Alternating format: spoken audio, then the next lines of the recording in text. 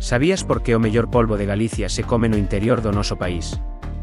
A explicación lévanos ata o século XII, e o protagonista é o soldado Diego Arias, que recibiu o couto de Marín como premio polas súas fazañas. Logo de enviuvar decide ingresar no mosteiro de Oseira, deixándolles como herdanza o couto aos monxes. A xente de Marín pagáballe o tributo aos monxes en especias, como por exemplo polvo. Ao ser moi abundante decidiron repartir o polvo entre os fregueses, e comézase a vender nas feiras de gando, primeiro en Cea, pero finalmente deciden trasladar a feira a unha zona mellor comunicada, dando lugar á actual vila do Carballiño. Así é como os seus habitantes comezan a cociñar o polvo. No interior celebrábanse moitas feiras, unha das máis importantes era tamén a de Melide, onde se comerciaba e comía o polvo, chegando a súa zona ata os nosos días.